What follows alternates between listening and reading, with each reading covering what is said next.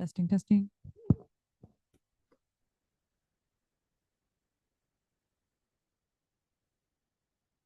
Testing, testing.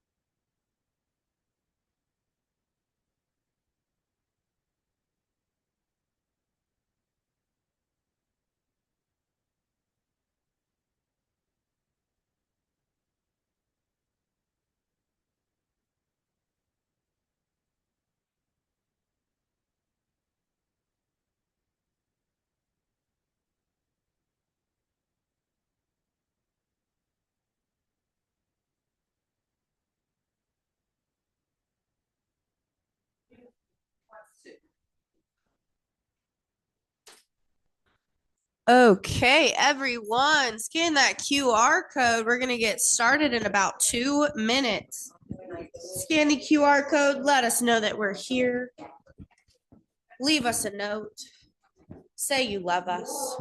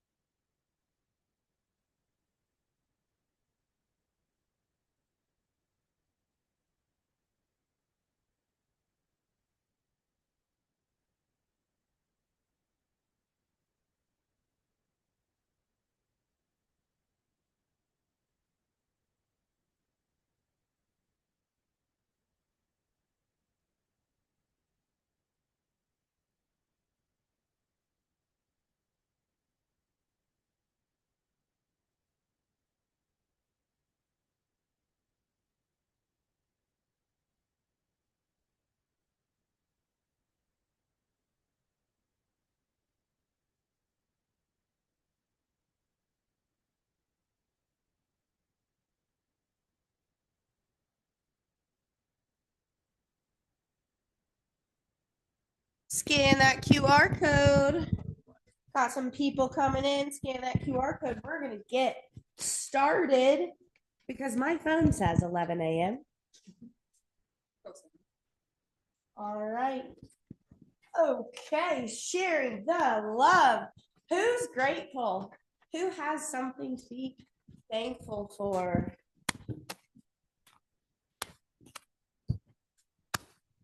I'm grateful to everybody who's going to buy Girl Scout cookies for my great granddaughter, Olivia.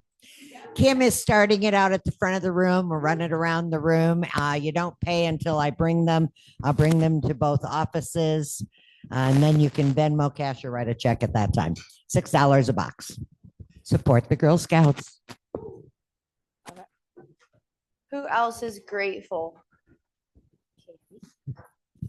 I'm grateful for all the coaching that we have available to us and all the teammates that are willing to share their great ideas. Who else is grateful? I am grateful for the blue sky and the sun showing its face the last couple of days. Yes. That's I love it. That's I love it. Along that same breath, people are able to drive in Nashville now. I don't know if y'all saw, but there was a winter storm everywhere except for Utah. Yes. Yes. Nashville was hit pretty hard, and my parents are now able to drive. My dad is on his way to the office. So thankful for that, and thankful for KW Cares because they've already sent trucks to Nashville to help the people because looks like a tornado went through because trees were splitting in half. But thankful for KW and KW Cares. Anyone else grateful? I'm grateful for leasing, actually. Last few years, I've been pretty focused on sale transactions, but just recently I put in a 10-year offer for a client of mine on a retail space. And then the following day, I showed a 15,000 square foot space, retail space that they also wanted for 10 years. And I was like, okay, yeah, remember, this can be pretty good too. So grateful for flexibility. Lee is too grateful to be hateful. What's up? I know. I'm grateful to my SOI. They keep calling me with more business. And honestly, I just love them. And the referrals of the referrals of the referrals and referrals from people who haven't even done a deal with me yet, but they got referred. And so if you're not working your SOI using a 36 touch, I'm telling you, you're missing the boat, guys. So get into the classes Josh is teaching, learn how to do it. It isn't hard. Again, if the 73-year-old can do it, what the hell? Drop the mic. All right. Any other? Oh, Dave. You know, I'm not 73, but I'm real close. I can see it. Back in the olden days, we used to have this thing at Board of Realtors called a bus tour. And on that bus tour, we would actually go out and tour new listings. And you know, sometimes you don't want to be on the wrong side of your seller and cause an issue, so you don't issue. But you can go on the board and you can ask fellow realtors to be critical of your listing, tell us what it's going to take to get it sold and all that. And you could go back to your client with a smile on your face and say, this person thinks your house stinks, you know, and get some good criticism across to your seller without causing an issue. Guys, we have such good agents here that last week I introduced a new project I have in Murray. I asked for some feedback from all of y'all so I could go back to my sellers with that same information. And I want to thank Lee, Josh, Rick, Marita, Nick.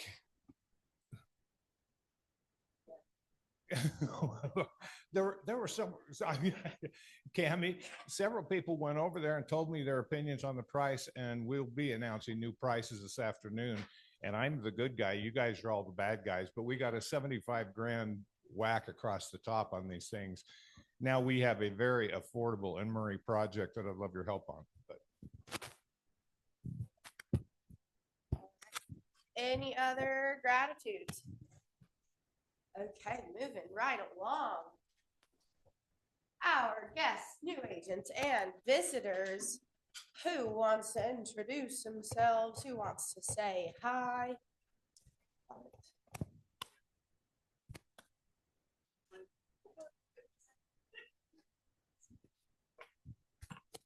You wanted me to speak.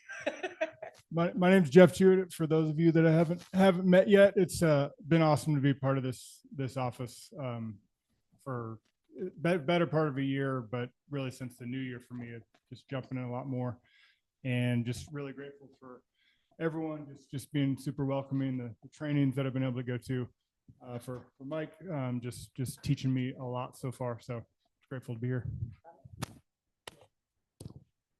My name is Pam Taylor, and I'm with Overall Air. To be back and see you all again. Just wanted to share a great experience yesterday with one of your realtors and their client at a home they were buying. One of the things we do for you is we will meet you out there and do a mold, moisture, and odor inspection.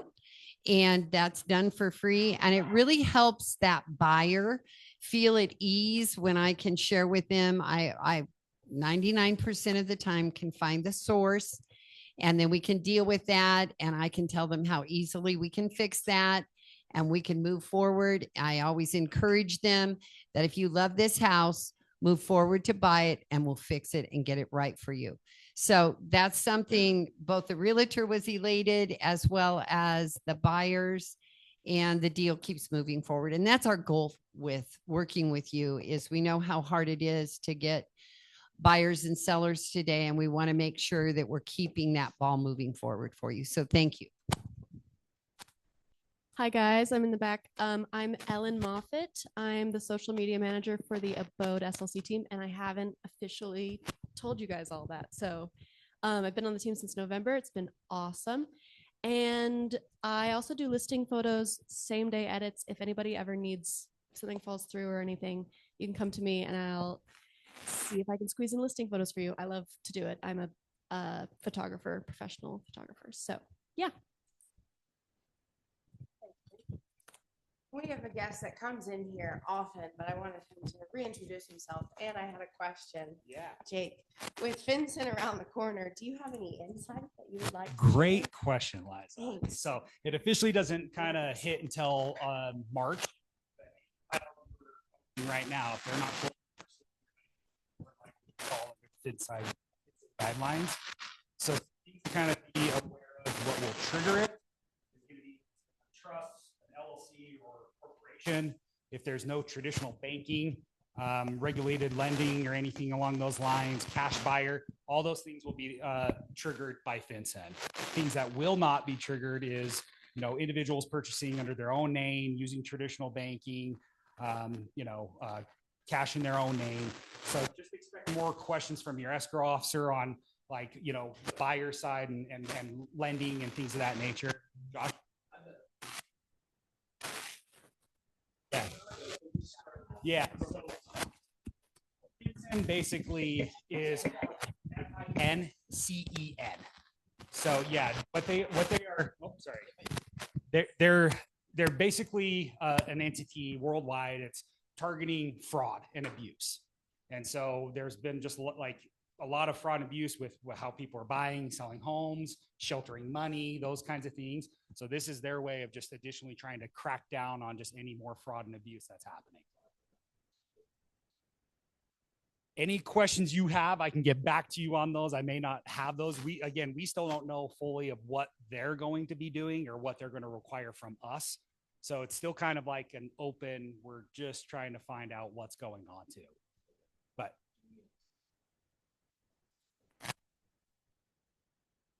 yeah, and that's what I don't know, like until we kind of see what they're going to require from us, like what, you know, we're going to need from you guys as agents and everything, what kind of disclosures or anything along those lines. So it's still kind of in the air, but any questions, please like get them to your broker or whatever. And then I can get with our team and see if there's more information we can provide. I just want this more forefront for all of you to kind of know like, hey, changes are coming.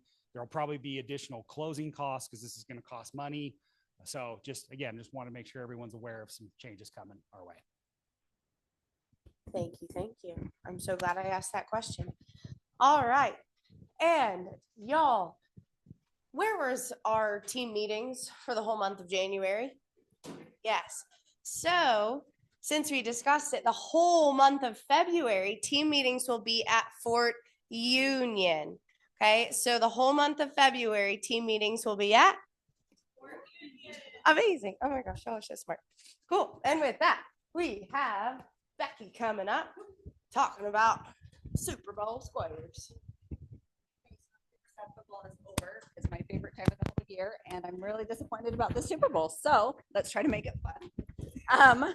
So what we are going to do is football squares. I'm sure you guys have all played this before. It's $10 per square. 25% of it does go to KW Cares. And so we kind of figured it out. It's 100 squares, so 125 each quarter, and then 375 would be the winner at the final. So if you get that final score. If we fill this up, then we'll start another one, but Super Bowl is in 2 weeks. So if you guys want this, come scan the QR code and put your name in the square. You put your name on the square after you pay me $10 per square. I mean, can you bet now? Yes. Well, and we have that. Yes. So, but once we have this filled out, I'll take everybody who has a square in here and I'll text it out to everybody so you guys can follow, see where your squares are with the squares. So.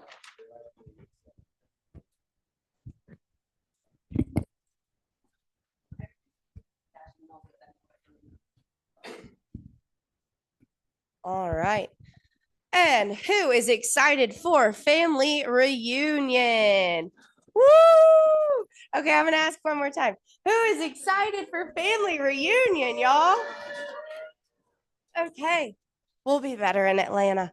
Speaking of that, if you have not gotten your ticket, you can scan the QR code here. And also, there was a cool little email that was sent out yesterday. We have one more ticket available for $8.99.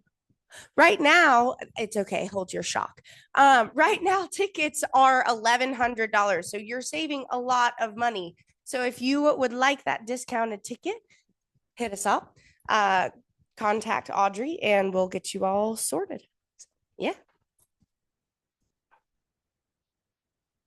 All right. And then save the date for Jason Abrams.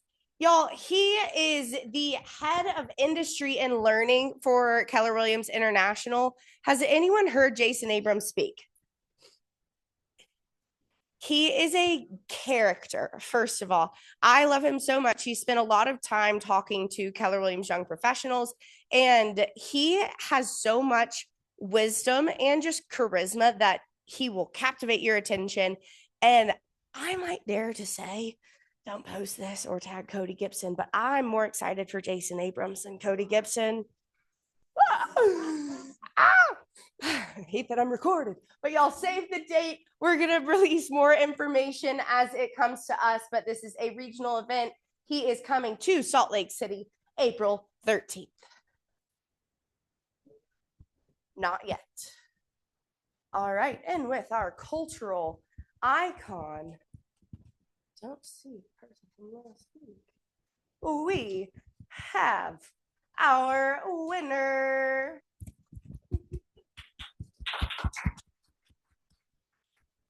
And y'all, just to go back over our Y4C2Ts, who wants to share one of their favorite Y4C2Ts? Don't all go at once. I'll pick communication. I think that being a good question asker, a big question asker, is just one of the most valuable things you can have in life. So I think with good solid communication, I think that's one of the first thing every client would say of their real estate professional is that they need solid and good communication. Who else wants to share one of their favorite Y4C2Ts? There's a lot of you in here. I could also call on people.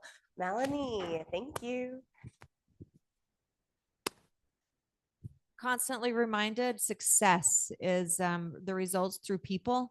Anytime that you're feeling a little bit sluggish in your business, reach out to your people and amazing things happen. I love that. And Mike.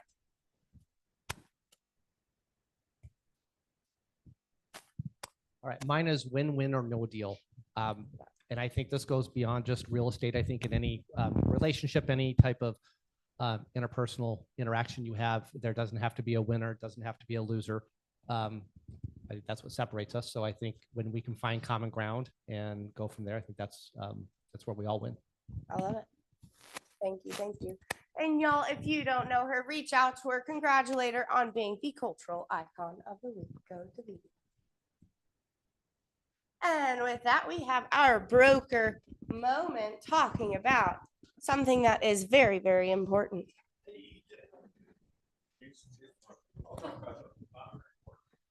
Still need a mic to do that. And then we'll have to give it over to our broker. I love that. Jake was just talking just very quickly about LLCs and trusts and all that kind of stuff. Guys, I'm seeing a lot of our clients signing their own personal name on contracts where they are selling for the trust or for the whatever. So you may want to ask them if they've received counsel. It should say Dave Frederickson, trustee for, or whatever, because there's some personal liabilities that they take on unless they identify themselves as representing the trust. And we're just having them sign their names. And so just a little heads up on that. Now to the fun stuff. Okay, well, common sense is what I'm kind of going over today. And that's just some safety issues have been brought up to Liza. And she asked me to kind of talk about some safety tips. So in front of you is a handout that just kind of goes through your basic stuff. With open houses, if it's not feeling right, take a buddy with you, show properties during the day, have your live locations on and give it to someone trusted. There's all kinds of things that you can do. But the board has this app, and I just downloaded it this morning to make sure it all works and Jess is clean. You can basically do just a mini background check on people by putting in their phone number or their full name and narrow it down. So just go to the Salt Lake Board website. Yeah, I mean, it's fun, but use it for what it's intended for. If you need to check somebody out that just doesn't feel right, you're meeting them at the house, you get their information, look them up. Go to the Salt Lake Board, log in with your login, click on resources, and go to the Forewarn app. Download that.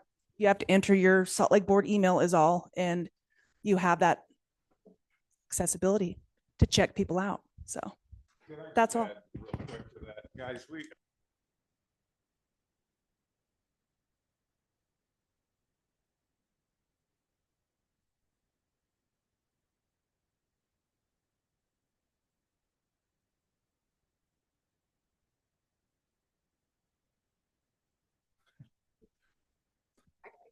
No. And I truly say this, and Linda can attest. I mean, if you're in a position where you're not feeling comfortable and it's late at night or whatever, call me.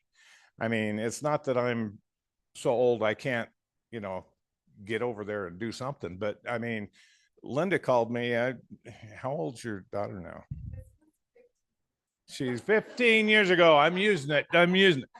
But she calls me like at 9:30 at night, and she's 14 months pregnant. She's going to meet a pissed off builder at a vacant house. I'm going, are you kidding me? But just call somebody and say, this is where I'm going to be, or something like this. Forewarn app literally does a mini background check because of all the goofballs that are out here right now that are trying to invite you over to take advantage of you. We had a gentleman named Kip that was working with us for a while that was pretty affluent in martial arts, despite some physical challenges he had. He says that he got down into the basement of his house one day, and the seller shut the door and sat down on the steps and refused to let him live. He goes, I've never been so scared in my life. That stuff happens. Don't put yourself there. I mean, if you're concerned up front, there's probably a reason your gut is telling you. Use the Forewarn app and check it. And if nothing even comes back clear, making you nervous there, again, stand by the front door. Keep your door to the back, your back to the door. Keep your door to the back too, but put your back to the door. I mean, don't put yourself at risk because somebody's having a bad day.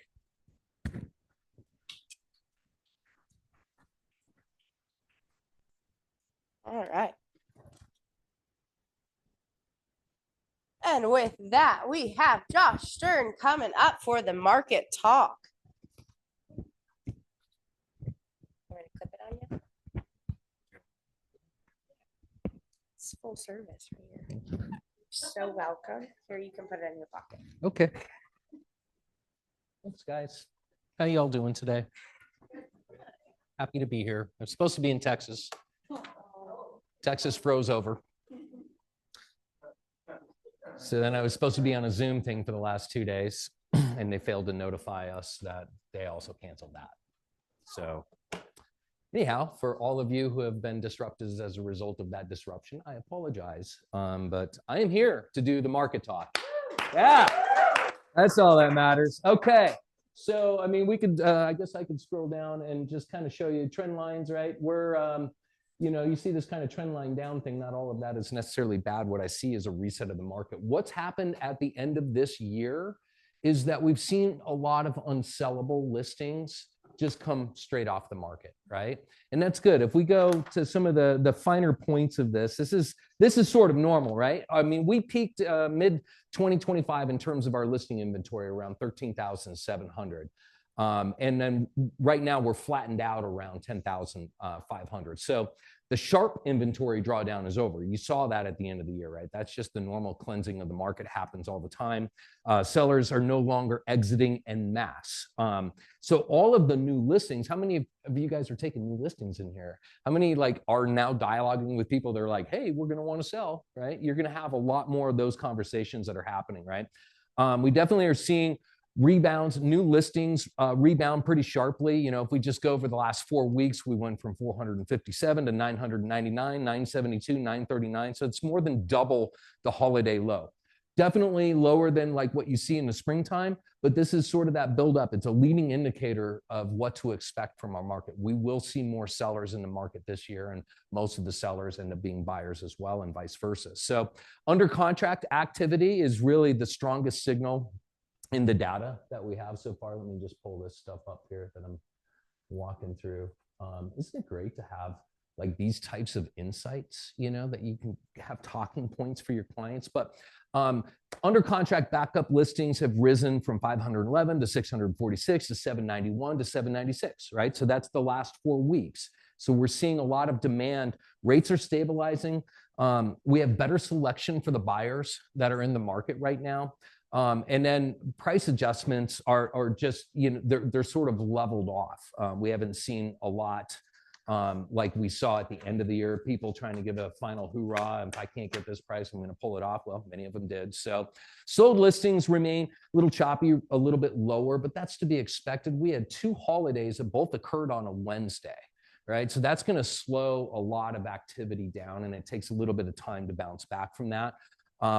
Price reductions, like I said, have declined from 1074 to 964 to 841. So seller capitulation phase has largely passed. Mostly we're just going to see new inventory coming on the market, which is a great opportunity for the buyers who are ready to buy. Our days on market remain elevated, but just as a note on this, I have seen it drop by 3 days just in the last week. I suspect that maybe our days on market will begin coming down again as we go into this first quarter selling season. But also, if we compare that to what's happening nationally, days on market nationally is north of 120 days.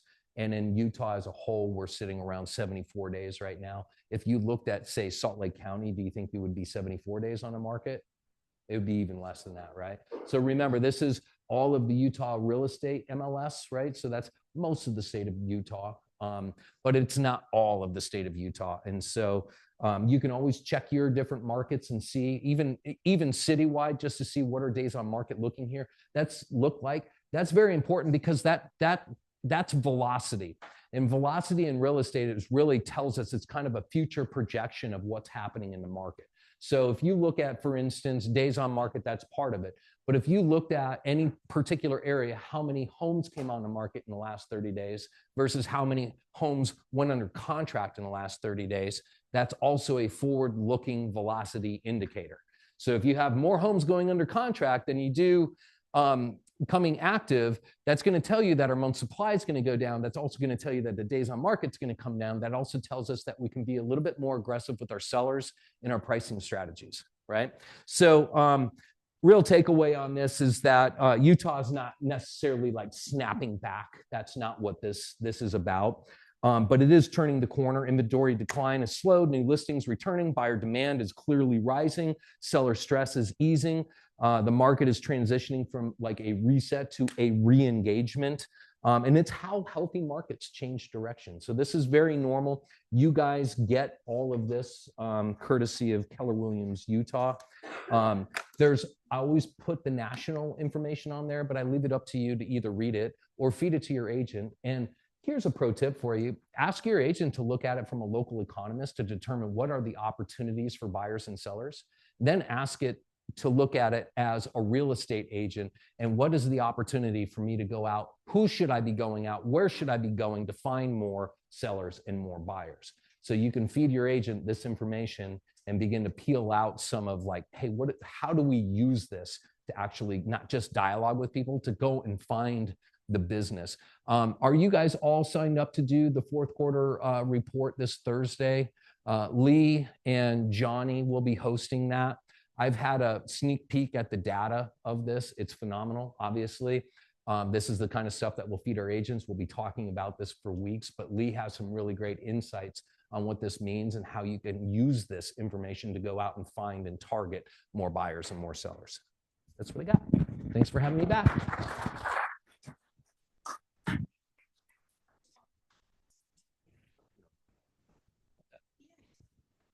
All right. And with that, we have our wonderful partners at Luminary Lending coming on up. I'll say it again. We have our wonderful partners at Luminary Lending coming on up. Or do you want me to clip you too? Huh? You want to clip Yeah. me? Sure. For some reason, I'm just all about this today. Oh, yeah. Thank you. Thank you.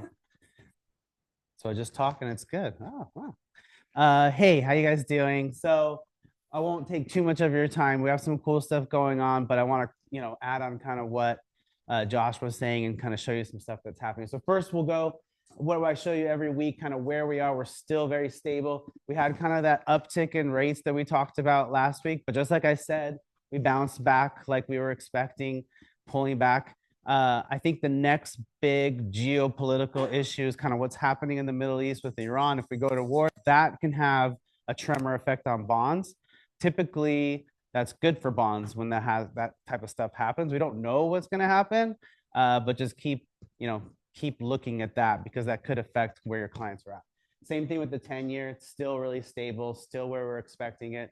So we're in a good position. I wanted to share some data that we got. If you go to the next slide, you'll look at one more. This is appreciation between 24 and 25. So right in the middle is kind of that summer of 25, but it kind of comes up. This is Case-Shiller. This is month-to-month change. It kind of came up towards the end of fourth quarter of 25. This doesn't mean prices. This means like level of appreciation. So we had a contraction that we were all experiencing, but just like Josh was saying, this data is supported. Like we're seeing that change happening, and there is kind of a reversal that happens. The real estate market is kind of like an aircraft carrier. It doesn't turn on a dime, right? You can't just turn around. It takes a little bit of time as it turns, but it is turning, and we're seeing that as we're now into first quarter. We've always talked about second quarter is going to be a pretty meaningful time for you, so keep your eyes on that. If I go to the next one, this data is from the NAR. So this is really confidence index from agents. Now, they're collecting this data. It might not be exactly what's accurate, but it's what agents are seeing. And it's doing a comparison between where we were in December of 24 to where we were in December of 25. And we're pretty stable. If you look at where the different components are, cancellations are only 5%. Yes, we had cancellations, but they're not robust. Actually, a lot of listings sold above price. So there's a lot of data that is supporting that the market is actually doing okay. We might not see the type of appreciation we wanted to.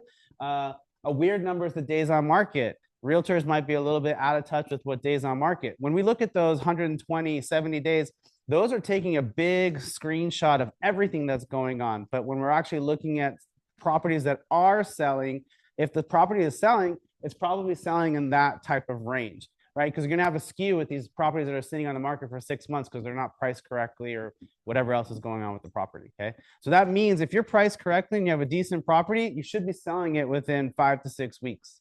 That's really kind of where you should be. If you're not at that stage, maybe you have to kind of think about where that goes.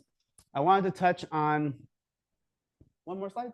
I wanted to touch on what we do as mortgage professionals at Luminary Lending when it comes to open houses, right? Making your open house mortgage ready. There's a whole nother level. You guys talk a lot about open houses when it comes to buyers coming in and remembering what they're saying, but there's a whole nother component that has to do with the financing that we can help you with. So I'll give you a couple little things that we do.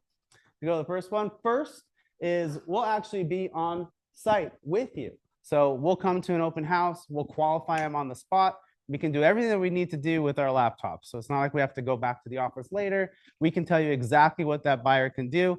It creates confidence in them. It actually creates people that are going to make offers the day that they walk through your property. Maybe you can get a double-sided deal or so on and so forth. The other thing that we like to focus on is after the open house, we actually do a lot of marketing and branding afterwards. So we have drip campaigns, marketing materials, all these different things so that we want to keep you at the forefront. So a buyer comes through or a prospect comes through, we put them in the system, they're going to get a 90-day drip campaign, 180-day drip, right? Oh, I'm not ready to buy right now. I'm renting in the neighborhood. I'll probably buy next year. Okay, we put them in the system for you. We create that follow-up with you. We brand it with you, and we follow up with them with marketing materials so that you know what's going on. Third thing that we do is we create flyers and marketing materials that are at the listing appointment, at the open house itself. So when your buyer prospect is coming through there, they'll get material in hand that kind of shows. I'll show you an example of how it looks. Here's one of an example. So this is like an open house flyer. This is one that Ryan did with one of the agents that he works with. We take the pictures that you have. We do financing options on there, how it works. We kind of show them different. We have testimonials. We have all this information. I know you guys create a lot of stuff that you guys create. Well, let us help you create more. The more that you give to these clients that are walking through, the more ability that you have to convert that into an actual buyer. We also do it for listings. If you go to the next one, we actually have a listing flyer. So this is like a special offer listing flyer that we talked about. If you notice, we can do a 4.125 preferred lender buyer buy down, right? We structure that with your listing, with your seller, and there's ways for us to make it a very aggressive offer. So we can have that at your open house as well, right? So it's almost like, here's what the buyer looks like, here's what the seller looks like, whatever works for you. We have branding material that will kind of fall suit with that, okay? Next slide. this is where we are. So we dipped a little bit down again. So you see our VA special, we only have a few days left on our VA special. So if you haven't taken advantage of it yet, they're right now under 5%. They're just over 5%. But like I said, we have that pullback, that fluctuation. We're still in the general range of paying about a point to a point and a half for these rates, depending on the scenario that you're dealing with. So we're very aggressive. This is way below what the market is offering. And when we're talking about what we're doing specifically for Keller Williams on VA, it's very aggressive. If somebody comes in and gets approved before the end of the month, we will honor that Keller Williams special for them when they find a house. Okay, so we're going to hold that offer into the future. But next week, you're going to see something else that we're going to present to you that's a little different. If you don't have, one more slide, if you don't have our contact information, these are our Luminary Lending loan officers. So if you want to scan a QR code or if you want their information, you can come get from me.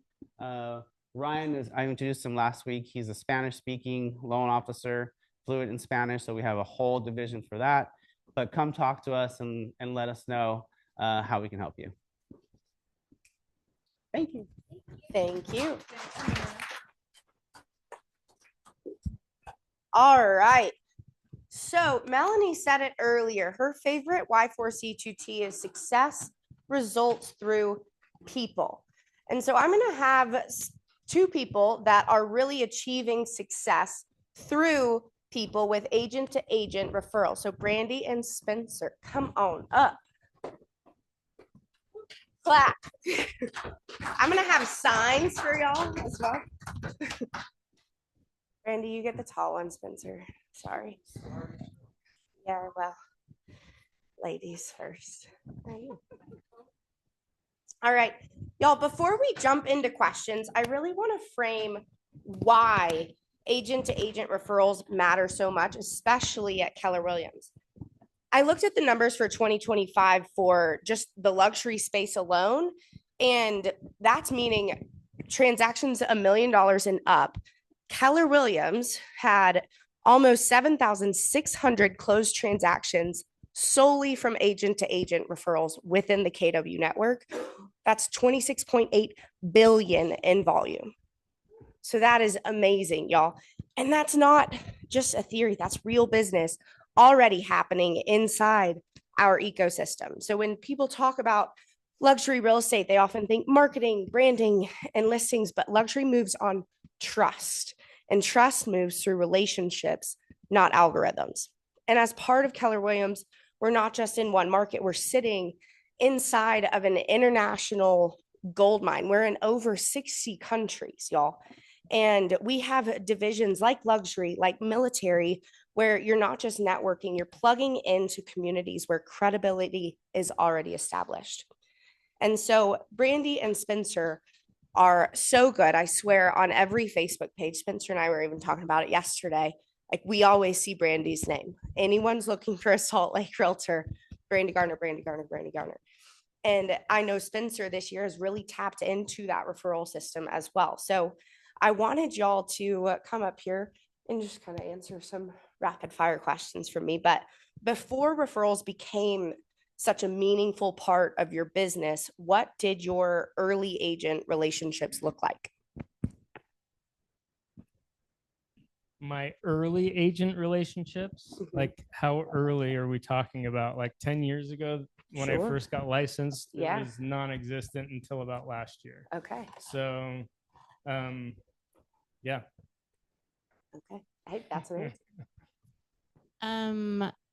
I guess I didn't really learn about the agent to agent relationship dynamic until my first year at Family Reunion. I had been an agent for a while by then, but I've been with Keller Williams for 6 years. And so I think that first year that I joined, I went to Family Reunion, and that was kind of when I was introduced to it was by another friend of mine. She had kind of created this network already of people that she knew. And so I went to meet her for dinner one time, and I thought I was having dinner with her and her boyfriend. And it was like this big group of agents from all over the country. And that was my introduction to it. So that's awesome. I didn't even tell her to plug Family Reunion, but it just happened. Y'all, at what point, and Brandy, you kind of just answered this, but at what point did you realize referrals weren't just a bonus, but something that you could really intentionally build upon? Probably it was at that dinner. Yeah. Yeah. Because everything before that was just like, like working with lenders and like your SOI and stuff like that. And so that was the first introduction that I got. She was like, "Oh, this is my partners. We, create these relationships and send business to each other from different parts of the country." So that's when I learned about that. Yeah, it was probably this last year where I joined KW Luxury,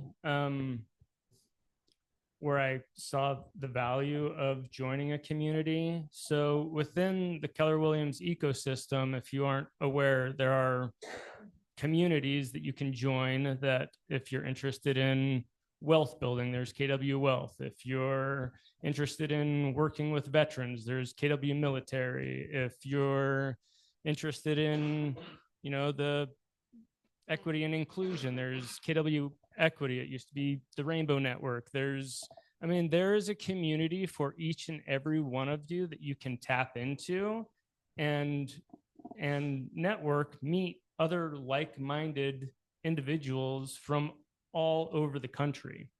If you're not aware of how many people are migrating into the state, they're coming from somewhere, right? So create relationships with people in those communities and hopefully you'll get some referrals. So really last year, joined the luxury community, went to a bunch of the events, made trying to get, agent to agent referrals a larger part of my business.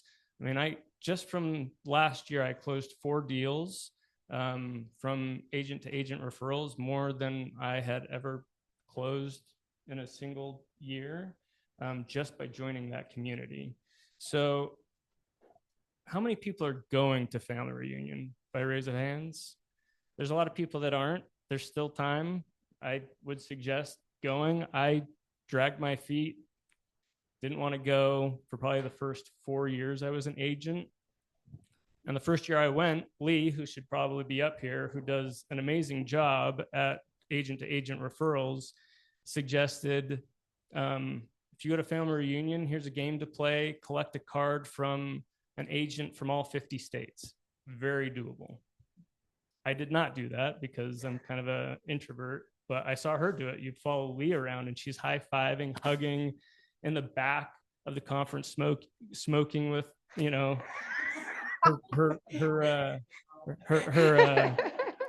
agent friends. It's impressive, right? Like, it's not that difficult. My goal last year, I'd be standing in line wherever I was, and it was just a simple question: who do you know in Utah? And you would be surprised who knows somebody in Utah. And then you follow it up. Oh, how do you know them? What do they do? You think they're looking to buy and sell or in the next year? Or I'd love to be a resource for them. I've got a preferred concierge list. More than happy to share that with them. It's not that difficult to provide value. And I would add to that, he touched on it, but I would tell you that family reunion is a great place to do all of that and to meet people in the different communities and meet people from other places. But you can also go into Command and look at the migration patterns and see where people are moving into Utah from and see where people are moving to from Utah. And then you can be more purposeful about connecting with agents from those locations and building just connect with them. You have to build a relationship with them. You have to talk to them on a regular basis and get to know each other. And then when they know somebody or somebody in their office is like, "Hey, who do you guys know in Utah?" Then they'll be like, "Oh yeah, I know Brandy. You can call Brandy." And then that's a good way to get those relationships going. And as far as the communities go, family reunion is a great place for that too, but they all have Facebook pages. They all have monthly meetings and stuff like that. If you're interested in YPN or land or KW Planner, which is like a wealth planning group, there's, like you said, there's a community for everybody. So you just, whatever you're interested in, whatever your niche is, whatever you want your niche to be, whoever your target is, find a community for that and plug in. And since y'all have talked a lot about the communities and the divisions, and y'all are both so intentional with it, what's the difference between being in a division versus being known in a division? Because we have a lot of people that are earned into the luxury division. We have a lot of people that are in the military, but they might not be known internationally or nationally because they're not plugging in. So what's the difference, and how did you become known in those spaces? I mean, I'm still working on it. I mean, last week there was a KW luxury event in Cabo. I spent upwards of $5,000 to go on vacation to Cabo to network with other agents who are in the luxury community. And I had an amazing time, drank a lot of tequila, high-fived a bunch of people, went marlin fishing with somebody who owns a boat down there. I mean, it was an amazing week. And I'm not going to say I got direct business from any of that, but it is me trying to be known as the Utah Realtor for luxury. We caught 40 marlin in a day out of this boat. I mean, it was the best deep sea fishing day I've ever had. And I was invited by somebody who owns a $4 million boat, and I didn't have to pay a thing, where usually that's a $6,000 trip. So. And that trip was a write-off. Networking is fun. And I told Liza this yesterday, but I don't know if you told Spencer about it, but yesterday morning, I reached out to one of my referral partners in California just to say, hey, am I going to see you at family reunion, plan a meetup or whatever? And she's like, oh, is Spencer Rathwell in your office? And I was like, yeah, he is. And she's like, oh, I just saw him in Cabo last week. Shirley France. Yeah. Shirley's great. So now we're going to be competing for Shirley's referral. Yeah. So as far as I would say, I mean, you can join a community, but if you plug in, you're going to get more benefits from it. And I would say that probably looks like attending the meetings. They all have like in-person events, going to the in-person events, whether it be family reunion or a conference or whatever, just being present, and then also just creating those relationships. I know I've been a part of KW military for a while, and I don't know, they have a roster. Like when you join, they have a roster of people. And so like I've had people call me and say, oh yeah, I was looking for somebody in your area. I called Chris Ann, who is like the admin person for KW military, and just asked her for a couple of people in your area. And so she gave me your name. So, but just networking with those agents within that group too, and getting to know those agents in that group, and then they remember you. Who in this room loves to cold call? There might be a couple of us. David is no longer in our office anymore. He was the cold call king. But we had an agent here earlier this month, Kelly Solberg, also from Silicon Valley. I think she's like between $40 and $50 million solo producer. 80% of her business is agent to agent referral. And the thought of cold calling to try and get business just like was not her shtick, right? Like she didn't want to do it, wasn't going to. So she started looking at net migration patterns, and she started reaching out to agents and just saying, hey, what's the market like in your area, right? I mean, there's a million different ways to do real estate. You got to find the way, if you want longevity in this business, that resonates with you. You know, I'm not the luxury agent in the office, but I'm trying to tap into that, right? I want to elevate my price points, provide a different level of experience to my clients. I see the value in it, and that's where I'm trying to, you know, put myself in rooms where maybe I don't feel like I belong, but that pushes me to be a better agent. So if you are interested, I'm more than happy to chat more with you about that.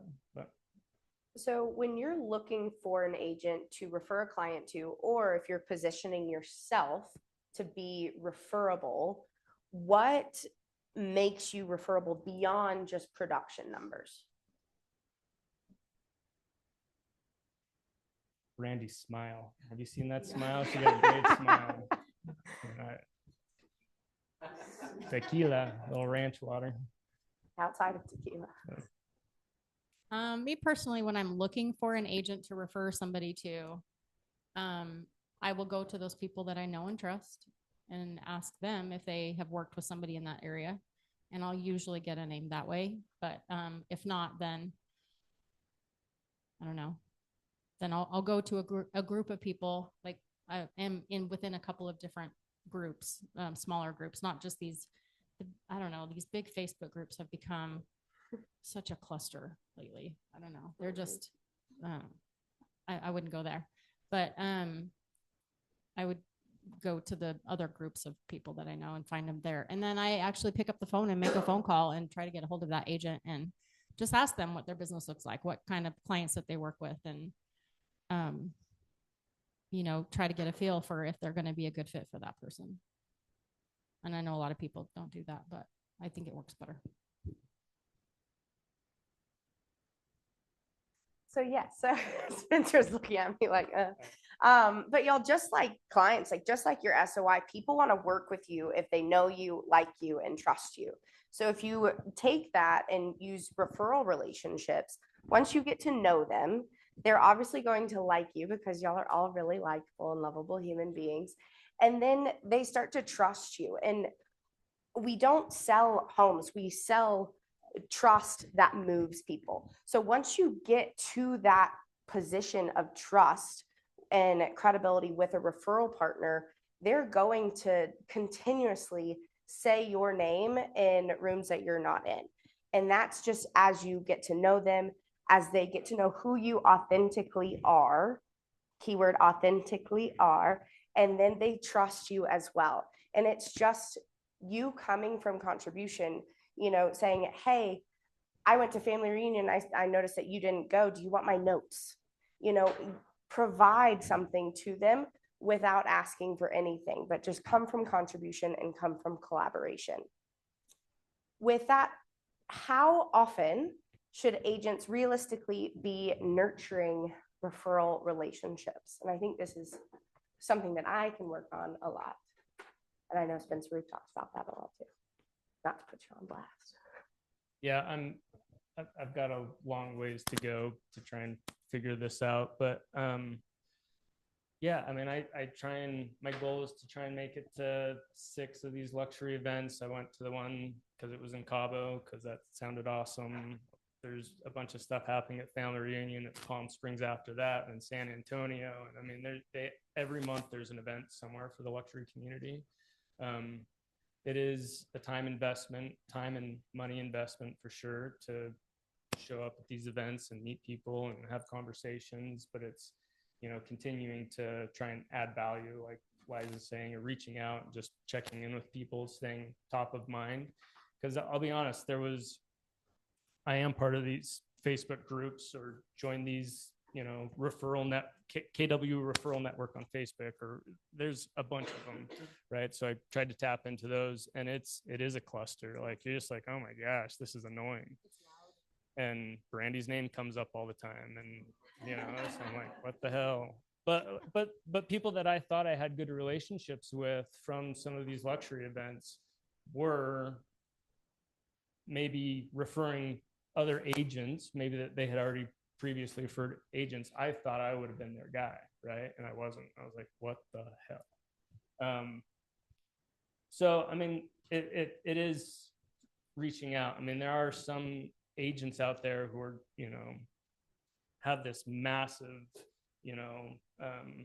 database of just agent to agent referral kind of partners. They're sending out monthly newsletters, and I'm starting to get all those. And it's like, maybe that's a little much. Maybe that's not my thing. Maybe it works for them. I'm sure it does. So it's just trying to figure out what feels authentic, and I'm still working on that. I get some of those newsletters too. And it's like some of them are like my new listing and what's happening in my town and stuff. And I don't really care about that. The ones that I will actually read are the ones that are like, here's a referral tip for the month, or, they're like, there's a couple agents that send out certain newsletters, particularly for their referral agent partners. And so there's usually some type of little nugget in there that pertains to either like servicing your referral partners, or like a tip for servicing clients, or something that is like timely about what's going on right now. But I haven't been super purposeful about maintaining those, but until like last year, I tried to be more structured around how I maintain those relationships. And so I started putting them in my database, in my command, just like my clients. And so I have a note in there quarterly to like touch base with them, whether that be a quick text or a phone call, and I do try to have at least one per week, like a one-on-one, like a Zoom or something. Just if it's something that I don't know, just like getting to know them better, kind of the forward conversation, or and then also if I know their birthdays, if I can find them on Facebook, then I'll send them a birthday card, and just fostering that relationship the same way I would like an SOI person. Okay. Yes, Josh.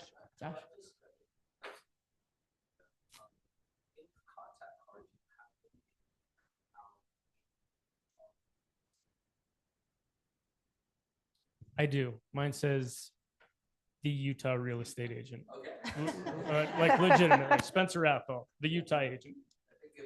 Yeah. Don't steal it, Brandy. No.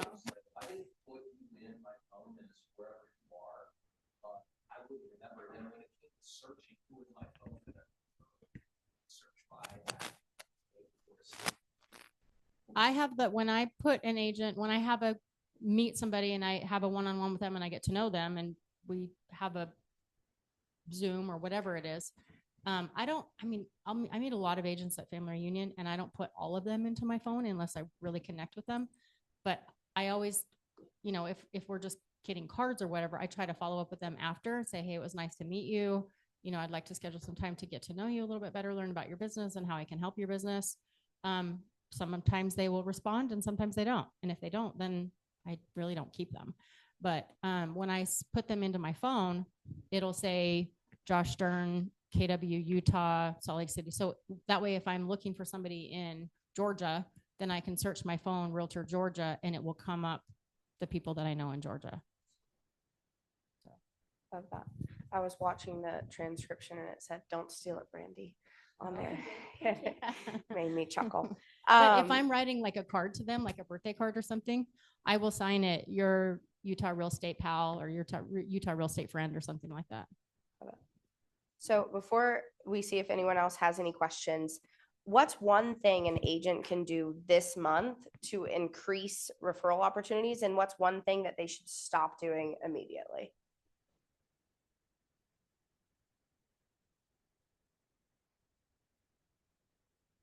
Great question. I love Brandy's idea that, just like a virtual coffee to get to know an agent a little bit better. Maybe even if you are going to family reunions, you will receive 1 million cards. It's annoying, right? And great at the same time. Putting those people into your database, or when you get home, set up a virtual coffee to get to know them. I mean, there's plenty of agents at family reunion that are just like, and those are like tosses. And their goal is to give out as 500 business cards. Yeah. So that's and maybe that works for them. Like, I want to have a meaningful conversation with somebody if I can, and then try and reconnect with them after family reunion. I think that's a great idea. I don't know what you should stop doing. Do But maybe something. if you're going to start something, maybe start with a community. Raise your hand if you're in any KW community right now. So let's come up with a goal together, shall we? How about everyone in this room, can you take a picture of everyone in this room?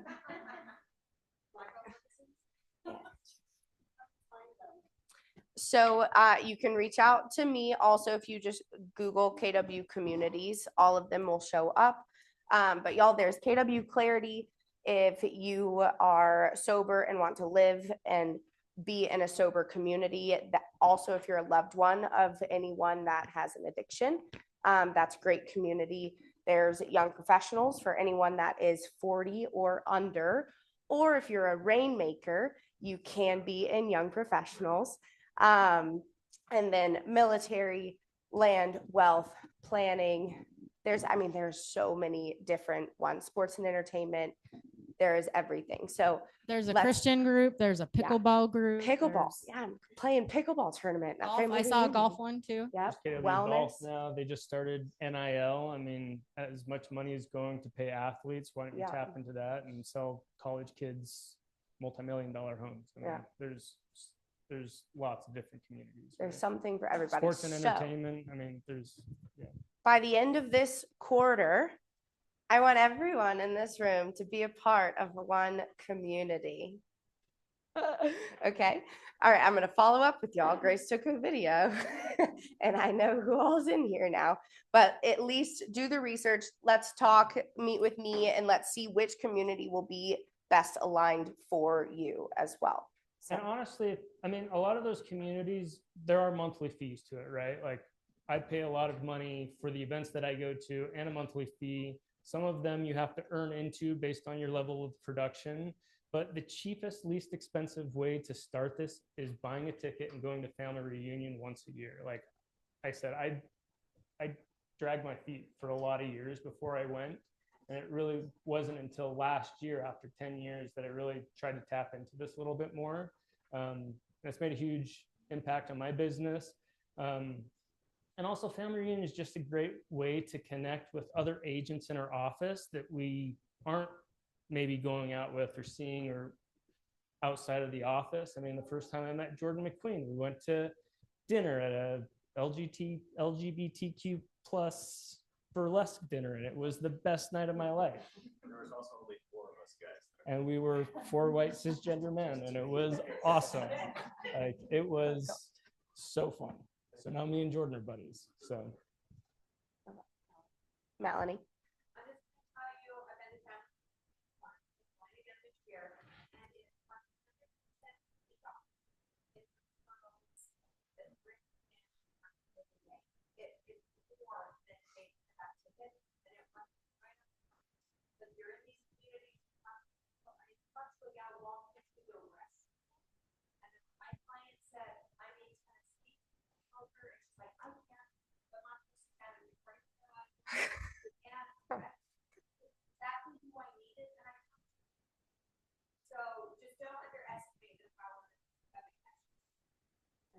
I wish I was in the bathroom.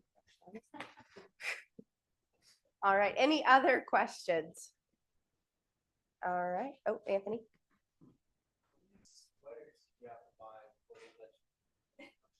oh, I'm still buying them. I got a collection of sweaters, a little cardigan action. Yeah, I got a sweet collection. Sweaters not required for luxury.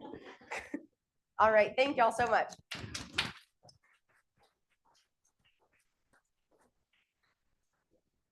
All right, wants and needs. New listings, buyer needs. What you got? I have a listing, will not be on the MLS right now.